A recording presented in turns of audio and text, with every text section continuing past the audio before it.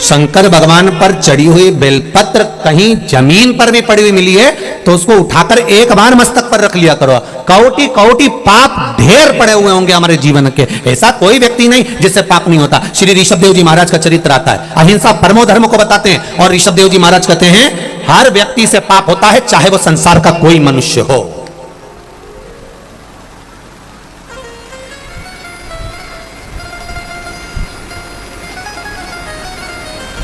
ऋषभदेव जी महाराज कहते हैं ऐसा संसार का कोई मानव नहीं जन्मा जिससे पाप नहीं हुआ।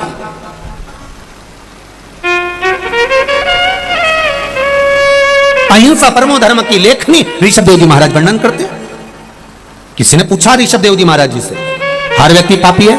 हाँ। चाहे कोई हो? हाँ। तो ऋषभदेव जी से पूछा गया, क्या संसार में जन्म लेने वाला मानव, चाहे संत साधु सन्यासी तपस्वी साधक उपासक चाहे जो हो, अगर मृत्यु लोक में जन्म लिया है तो उससे पाप हुआ है? क्या क्या पाप हुआ, कितने स्थान पर उसने पाप किया? तो कहा, पहला, झाड़ू लगाते समय जीव मर जाता है, उसका पाप माथे चढ़ जाता है। दूसरा, अग्नि जलाते समय छोटे छोटे पतंगे जल जाते हैं, उसका पाप माथे चढ़ जाता है। तीसरा, स्नान करते समय, वस्त्र धोते समय, बर्तन धोते समय पानी में छोटे छोटे जीव मर जाते हैं, उसका पाप माथे चढ़ जाता है। चौथा, हम चलकर कहीं पर भी जाते हैं, हमारे पांव के नीचे छोटे छोटे जीव मर जाते हैं, उसका पाप माथे चढ़ जाता है। तो ऋषभदेव जी महाराज जी से पूछा, जब प्रत्येक जीव से, प्रत्येक मनुष्य से, संसार में जन्म लेने वाले मानव से इन 4 स्थान पर अगर पाप होता है तो फिर मनुष्य क्या करे, इस पाप को समाप्त कहां कर सकता है? तो ऋषभदेव जी महाराज जी ने लिख दिया, सत्संग में जाकर बैठ जाइए, सत्संग में जाकर बैठ जाइए, भगवान की भक्ति में जाकर बैठ जाइए, पाप जलकर भस्म हो जाएगा। पाप की समाप्ति भगवत स्मरण है, पाप की समाप्ति सत्संग है, पाप की समाप्ति भगवान का स्मरण, भगवान का मंत्र जाप, नाम जाप, कीर्तन, मंत्र स्मरण। अब करो परमात्मा का भजन।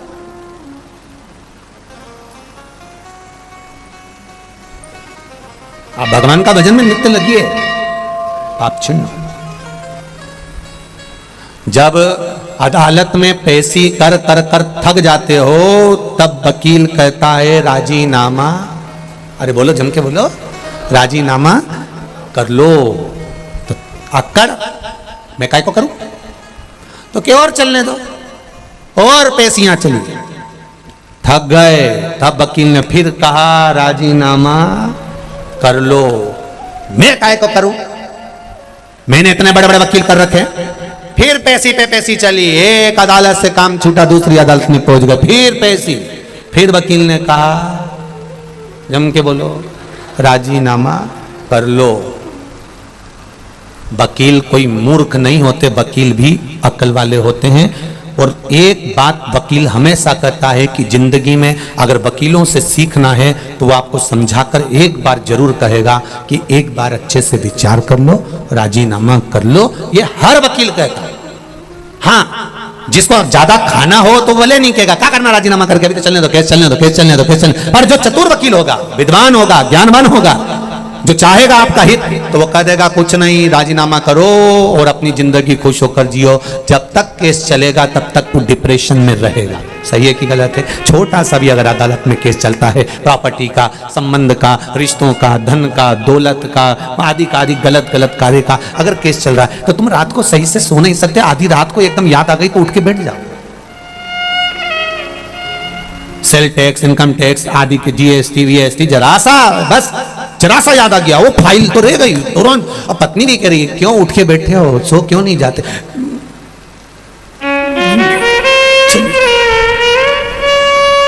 देखिए, छोटा सा रबड़, देखा रबड़, छोटा सा नोट की गड्डी में लगाने वाला जो रबड़ आता है ना, छोटा सा, उस रबड़ को एक बार लपेट लो, दूसरी बार लपेट लो, तीसरी बार अगर खींचा तो बोलो बोलो जम के बोलो, टूट गया। अब इतने छोटे से नोट की गड्डी में लगाने वाले रबड़ को तो मिठाई के डब्बे में लगा सकते हो क्या? 2 बार? नहीं, टूट जाएगा। बड़े डब्बे में लगा सकते हो? नहीं, टूट जाएगा। उसी तरह ये चित्त, ये वृत्ति, ये मन वो रबड़ है जिसको हमें परमात्मा के चरणों में लगाना चाहिए, पर हम इसको नोट की गड्डी में और डब्बों में लगा रहे हैं, इसलिए ये रबड़ जल्दी टूट जाता है, बहुत जल्दी।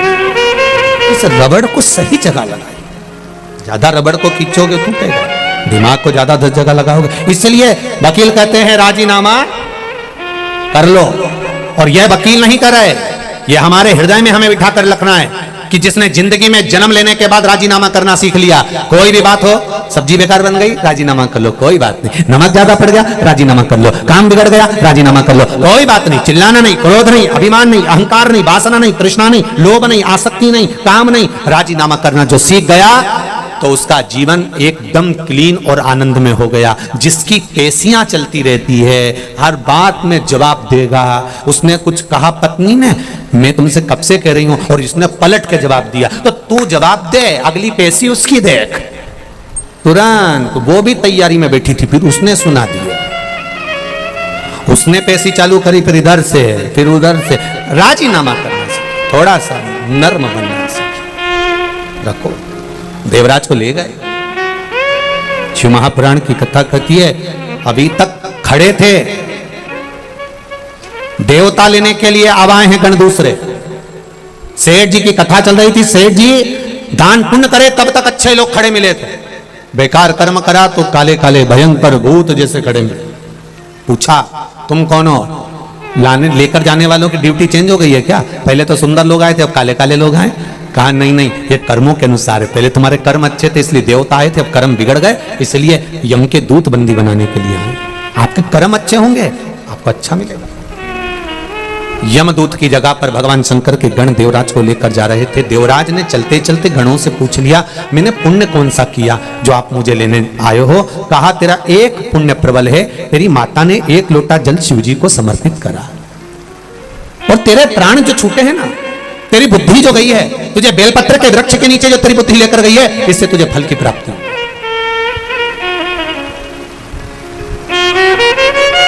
अच्छी जगह अपने गांव से, अपने नगर से, अपने शहर से आप अच्छी जगह पर जाकर बैठ रहे हो, कथा में जाकर बैठ रहे हो, सत्संग में जाकर बैठ रहे हो, प्रवचन में जाकर बैठ रहे हो, भगवान के भजन में जाकर बैठ रहे हो। अच्छी जगह से आप अगर भगवान कीर्तन में जाकर बैठ रहे हो, अच्छी जगह से आप अगर भगवान के भजन में जाकर बैठ रहे हो, तो भगवान को धन्यवाद देना कि जरूर हमारे पूर्वजों का कुछ पुण्य हुआ होगा, जिसके बल पर हमें यह पावन कथा श्रवण करने का सौभाग्य मिला।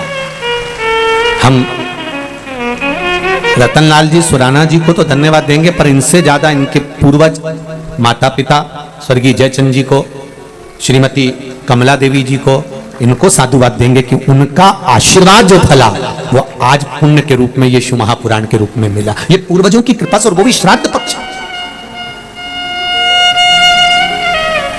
ये उनकी कृपा से मिला। तेरी कृपा बिना न हिले लेते श्वास, तेरी कृपा से तनो तनो। बखान क्या करूं मैं राखों के ढेर का, छपटी भभूत में खजाना कुबेर का। हे गंगधार मुक्तिदार ओंकार तू, भोरे ओंकार तू। आयो शरण तिहारी शंभु तार तू। हमारे कर्म के अनुसार हमें फल की प्राप्ति। एक सेठ जी मरते हैं, उनकी शोक सभा होती है। बोलो रे भाई, बोलो तो, होती कि नहीं होती? होती है। एक गरीब मरता है, उसकी शोक सभा होती है? अरे बोलो तो रे भाई, नहीं होती। सेठ जी मरे तो शोक सभा हुई, गरीब मरा तो शोक सभा हुई नहीं। कारण क्या था? क्योंकि सेठ जी अपना शोक पूरा करते करते करते करते जिंदगी गवा दिए, और आज तक मरते तक भी इनका शोक पूरा नहीं हुआ, इसलिए इनकी शोक सभा हुई। पर गरीब का कोई शोक नहीं होता, इसलिए उसकी शोक सभा भी नहीं होती। वो मस्त अलमस्त।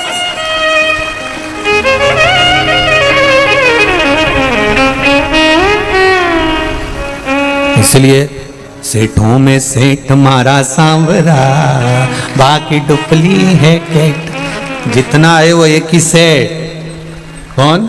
सावरिया। बाकी के साथ सेठ मरा, पैसे वाला मरा, धनपति मरा, करोड़पति मरा, बहुत अंबारपति मरा तो उसकी शोक सभा हो रही है, क्योंकि वो जिंदगी भर शौक पूरा नहीं कर पाया। कभी फ्रिज, कभी वॉशिंग मशीन, एक दुकान से काम नहीं हुआ दूसरी दुकान में गया, दूसरी दुकान से काम नहीं हुआ तीसरा, एक हैंडसेट हाथ में था, गड़बड़ हुआ जल्दी से बदल लिया। शौक पूरे नहीं हो रहा है, इसीलिए इनकी शोक सभा होगी। पर गरीब का कोई शौक नहीं। एक जोड़ कपड़े में माँ बेटा था, खेत में से निकल कर आया, श्री बालाजी सरकार का दर्शन करा, दर्शन करके कथा सुनी, वो कथा सुन के अपने घर आराम से चले गए। कोई मतलब नहीं उसको, काम क्या मिल रहा है नहीं मिल रहा है, वो अपनी मस्ती में बैठा हुआ है, आनंद में अपनी जिंदगी खुश होकर जी रहा है, और उसको उसके कोई शौक है ही नहीं।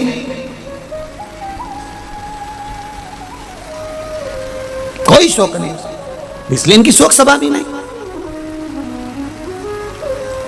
तुम खुद देखो, किसी किसी दुकान पे जो नौकर काम करता है निपट गया तो उसकी शोक सभा होती है, और सेठ जी मारे तो शोक सभा। इनके शोक कभी पूरे नहीं हुए, इसलिए इनकी शोक सभा होना जरूरी है। कभी जिंदगी में पूरे नहीं हुए। इन्हें एक प्रॉपर्टी खरीदी, मन नहीं भराया, दूसरी से मन नहीं भराया, तीसरी से मन नहीं भराया, चौथी, और जोड़ जोड़ जोड़ जोड़ आखिरी में सब यहीं छोड़, इतना बड़ा फोटो और प्लास्टिक के फूल की माला और 2 अगरबत्ती और गुलाब की माला, थोड़े दिन तक 12-15 दिन, इससे ज्यादा कुछ नहीं। वो मालवा के संत श्रीनागर जी महाराज नहीं कहते, तेरा तेरा दिन याद करे, क्यों रे मन सुमिरन क्यों नहीं करे, केवल 13 दिन तक ताजे फूल की माला, 2 अगरबत्ती, 1 दिया, और पूरा घर का लोग आएगा, आंख से आंसू बहाएगा, और 13वें दिन नुक्ती और बूंदी का रायता और मंगोड़ा, गुलाब जामुन, दही बड़ा और इमरती सब चकाचक खाएंगे। तू मर गया, उसके बाद भी लोग कहेंगे थोड़ी तरी वाली सब्जी दो, थोड़ी तरी वाली दो, थोड़ा रायता खट्टा हो गया, इसमें शक्कर मिलाई दो रे बाबा, थोड़ा सा खट्टा हो गया। अब बताओ वो मरी क्या, चले गया।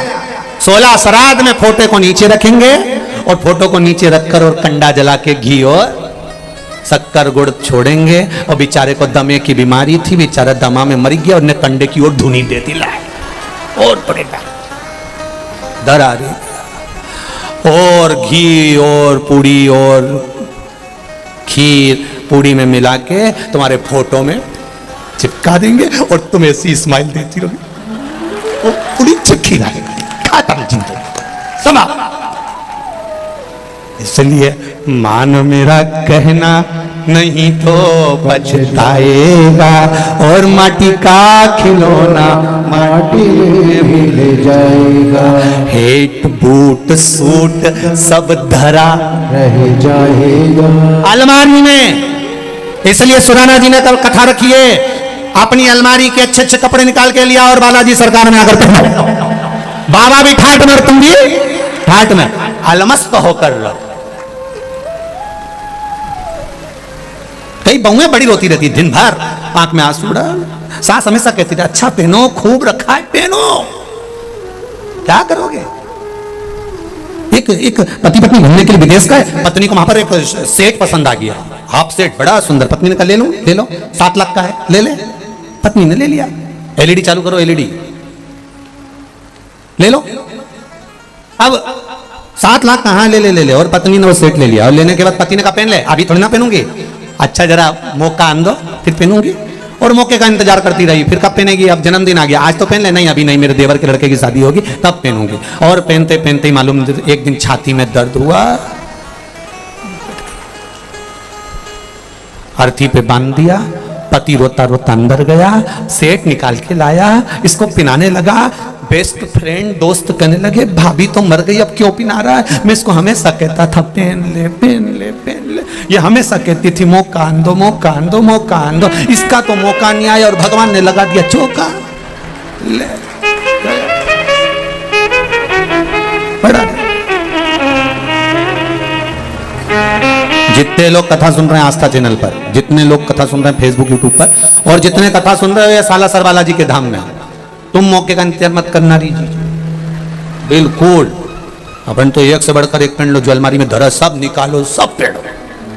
कोई खेती नहीं की नहीं साड़ी, कोई शादी ब्याह में पहनना, शादी ब्याह से पहले निपट गई तो फिर ऊपर जाऊंगी तो मेरा मन कितना दुखेगा। और यमराज से कहूंगी मैं यमराज प्लीज मैंने वो नीली वाली नहीं पहनी, वंस मोर, एक बार फिर छोड़। यमराज के चल वापिस, कौन देगा? अरे भाई जीवन मिला उसका सदुपयोग करिए, तो जीवन का सदुपयोग होना चाहिए। एक बिंदुक नाम का ब्राह्मण वो भी गलत वृत्ति में पड़ गया था, मुक्ति नहीं हुई उसकी। 3 तरह से मरे हुए व्यक्ति को मोक्ष नहीं है। पानी में डूबकर मरा हुआ, स्त्री के हाथ से मरा हुआ, सर्प के डसे से मरा हुआ, इसकी गति नहीं होती, इसकी मुक्ति नहीं है, इसका मोक्ष नहीं है।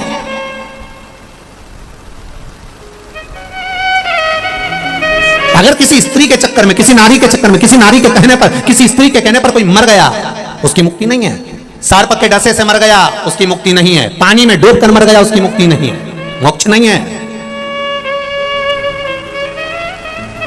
कितनी बड़ी बात लिखी है शिव महापुराण में, अधोगति में मरा हुआ, गर्भ में कोई 4 महीने का, 6 महीने का, 8 महीने का, 9 महीने का, या गर्भ से निकलकर कुंवारी अवस्था में मर गया, कोई युवान अवस्था में एक्सीडेंट में या कोई गलत कार्य में मर गया, इनकी गति नहीं होती महाराज।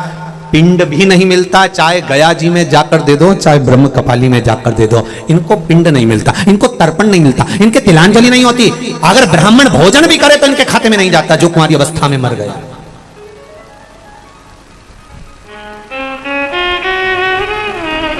कहां मुक्ति? क्या करना? तुमरुका जी ने चंचुला देवी से कहा इनकी एक ही मुक्ति है, शिव महापुराण की कथा। कुछ देव मत देव, एलईडी चालू करवाइए, एलईडी। कुछ देव मत देव, कुछ देव ना देव, कोई पर निवेदन है, अगर जिसने जिंदगी में एक बार हृदय से, चित्त से, मन से शिव महापुराण की कथा सुन ली, ध्यान देना जरा, श्राद्ध चल रहा है ना, श्राद्ध के अंतर्गत क्यों कहा जाता है कि बाजार से भोजन खरीद कर श्राद्ध नहीं करना? श्राद्ध करना तो घर की बहू, घर की माताएं भोजन बनाए। क्यों कहा? गरुण पुराण में, पद्म पुराण में, अग्नि पुराण में, स्कंद पुराण में, शिव महापुराण में वर्णन मिलता है कि घर की नारी बहुएं जब भोजन बनाती है श्राद्ध पक्ष का, और वो भोजन ब्राह्मण जब ग्रहण करता है, तो केवल बहू बेटियां जब भोजन बनाती हैं, बहुएं भोजन बनाती हैं, तो केवल ससुराल के पितृ नहीं तरते। ध्यान देना, जैसे ससुराल में कोई दादा ससुर है, उसकी तिथि है चतुर्थी, तुमने चतुर्थी को श्राद्ध का भोजन बनाया, ब्राह्मण को भोजन कराया, तो बहुओं को यह ना लगे कि हम हमारे ससुर के, दादा ससुर के निमित्त से जी मारे। नहीं, बहू जब भोजन बनाती है, ससुराल में अगर कोई ब्राह्मण श्राद्ध पक्ष का भोजन ग्रहण करता है, तो बहू के मायके में अगर इस तिथि में कोई गया होता है, तो आधा भाग उसके खाते में, उसके मायके में पहुंच जाता है। बहू को यह बात का अंदाजा रहना चाहिए कि केवल आप ससुराल वालों के लिए श्राद्ध में भोजन नहीं बना रहे, वहां भी। इसलिए जब पिंडदान होता है, तर्पण होता है, तिलांजलि होती है, तो गया जी जाते हैं, तो वहां पर नाना पक्ष और यहाँ का पक्ष दोनों का नाम लिया जाता है। बोलो सही है कि गलत है? तुम्हारे पिताजी का नाम बोलो, दादाजी का नाम बोलो, फिर वहां पूछेंगे तुम्हारे नाना जी का नाम बोलो, पर नाना का नाम बोलो, वहां पूछा जाता है। दोनों कुल को, दोनों परिवार को। इसलिए बहू बेटियों को चाहिए, घर की माताओं को चाहिए, जब भी भोजन बनाए वो बड़े प्रेम से बनाए, आनंद, और प्रयास करा करो कि श्राद्ध पक्ष में सीधा ना देना, आटा चावल दाल ये हम ना दें। हम चाहें ये नहीं कि हम सीधा देके हम भगवान को कि हमने सीधा दे दिया, अब हमें भोजन बनाने की जरूरत नहीं। आप भोजन बनाओ, सीधा दोगी तो केवल ससुराल का लाभ मिलेगा, कि ससुराल का कोई तिथि का व्यक्ति गया तो उसको फल मिलेगा। पर आपने अगर भोजन बनाया और ब्राह्मण ने अगर भोजन तुम्हारे घर में करा, तो उसका आधा भाग तुम्हारे ससुराल में अपने आप चला जाएगा, उन जीवों का भी कल्याण हो जाएगा। जिसको ससुराल में, अगर मायके में किसी ने भोजन नहीं भी दिया, मायके में कोई प्राप्त नहीं भी हुआ, तो उनको भी उसकी फल की प्राप्ति हो जाएगी। देव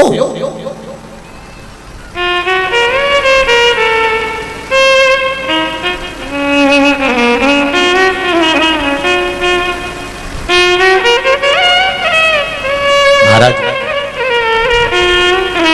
श्री शिव महापुराण की कथा कर रहे हैं। बिंदु की मुक्ति कैसे हो? कहा चंचुला शिव महापुराण की कथा सुन। उसने कथा सुनी। यहां पर भी संवाद आता है, जब श्री हनुमान जी महाराज की माता अंजना देवी कौन थी? पूर्व समय में एक अप्सरा पुंजिका स्थला जिसका नाम था, क्या नाम है? जम के बोलो। पुंजिका स्थला। क्या नाम है? बोलो, जम के बोलो जरा। हनुमान जी की जो माता है अंजना, अंजना माता का पूर्व का नाम है पुंजिका स्थला। एक अप्सरा है, बड़ी सुंदर है। उनकी सुंदरता का बखान नहीं कर सकता कोई। अति रमणीय, अति सुंदर, बहुत सुंदर। छोटी सी अवस्था थी, छोटी सी उम्र में इन्होंने एक गलती कर दी। उस पुंजिका स्थला ने एक गलती करी कि वो सुंदर तो थी पर चंचल बहुत थी। सुंदर भी और चंचल। महाराज पुंजिका स्थला ने एक गलती कर दी कि वो आज मृत्यु लोक में गई, भ्रमण करने के लिए जब पहुंची, भ्रमण करते करते उसने क्या देखा कि एक बंदर तपस्या में लीन है, साधना में लीन है, तप कर रहा है। तो पुंजिका स्थला को लगा, बताओ अभी तक तो मैंने देखा था कि मुनि तप करते हैं, संत तप करते हैं, साधु तप करते हैं, ऋषिवर तप करते हैं, साधना करते हैं, पर यहां तो बंदर तप कर रहा। पुंजिका स्थला को ये बात थोड़ा अच्छी ना लगी, तो उन्होंने एक छोटी सी अवस्था थी, पेड़ पर चढ़ गई और पेड़ पर चढ़कर वहां के जो फल लगे थे वो तोड़कर उस बंदर को मारने लगी।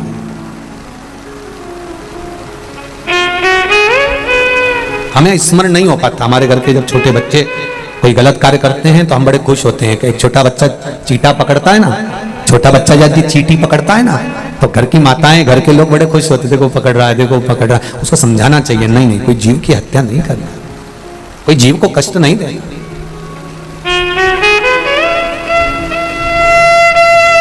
क्यों किसी को देखो? महाराज शिव कथा कहती है, ये मानव का शरीर बड़ी मुश्किल से मिला है, ये किसी को कष्ट देने के लिए नहीं, किसी के कष्ट के निवारण के लिए मिला।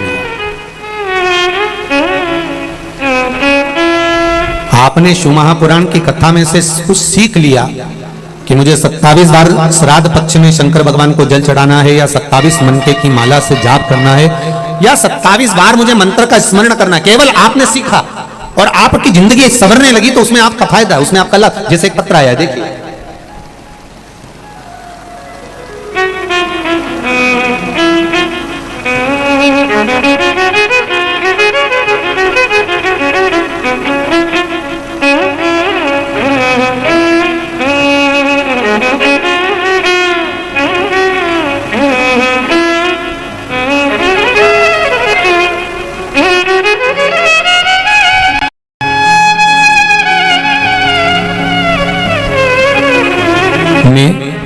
संस्कार ज्ञानी फतेहाबाद हरियाणा से आया हूं।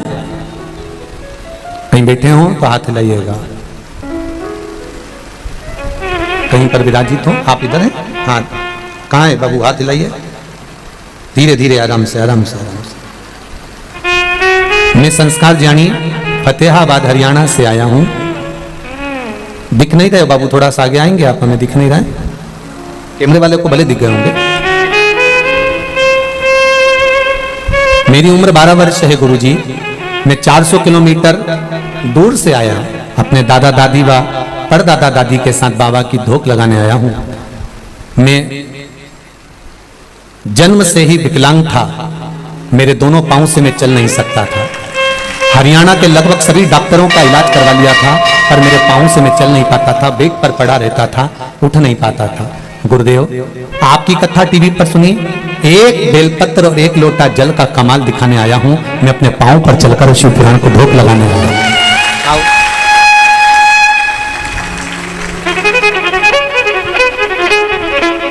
मेरी पूरी जिंदगी 12 वर्ष पलंग पर पड़े पड़े निकल गई। सारे डॉक्टरों ने कहा था कभी नहीं चल सकता, पर एक बेलपत्र एक लोटे जल ने मुझे चलाया है। गुरुदेव,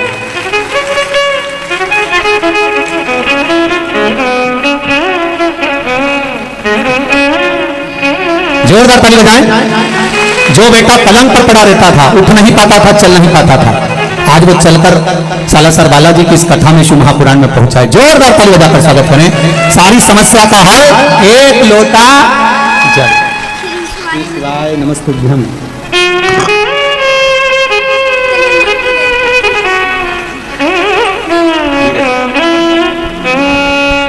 चलने की खुशी क्या होती है इस बच्चे से पूछिए, जो जीवन का इतना आनंद पाया है।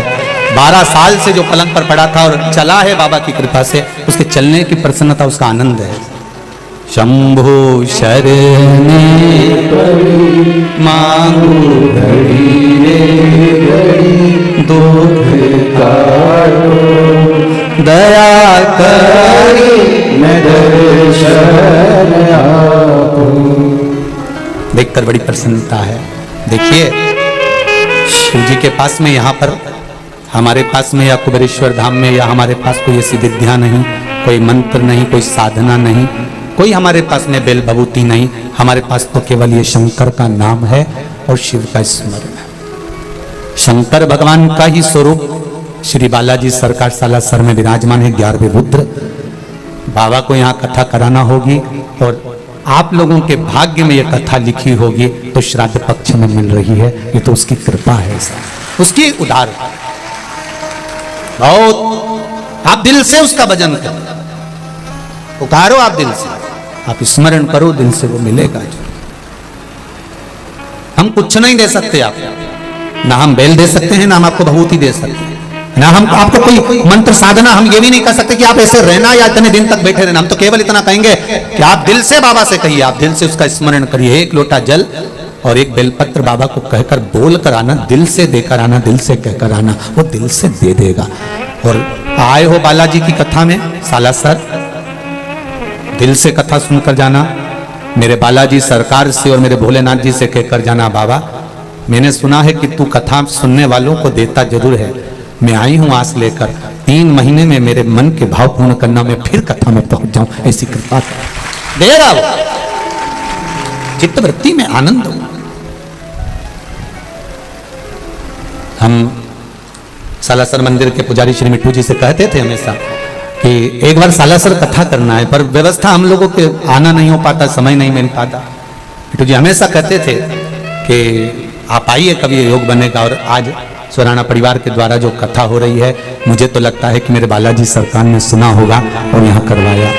सुराना जी के यहाँ से उनकी धर्मपत्नी प्रेमलता जी, उनके पास जब सूचना मिली कि गुरुजी बोल रहे हैं कि कथा वहाँ एक गांव पर या दिल्ली कराने की अपेक्षा सालासर जी कराओ, तो मैं कहूंगा कि उनके दोनों बेटों और बहुओं के चेहरे की प्रसन्नता बता रही थी कि हमारी माँ ने कह दिया कि सालासर में हो रही है, तो और खुशी की बात है। तो ये एक आनंद का विषय हो जाता है, एक आनंद की लहर हो जाती है। हाँ, इतनी व्यवस्थाएं करना बहुत कठिन। पहले दिन ही तुम इतने सारे आ गए कि हमारा सोचे सुराना जी आगे टेंशन ले इसके। पर सुनो, जहां मौका मिल जाए, रोड पर आसपास में जहां जगह मिल जाए, वहां बैठकर 2 शब्द शिव महापुराण के उसके इस पावन छत्र छाया में सुन लो और उससे कह लो, कहो उससे। एलईडी चालू करिए। एलईडी वाले नहीं है क्या यहाँ पर?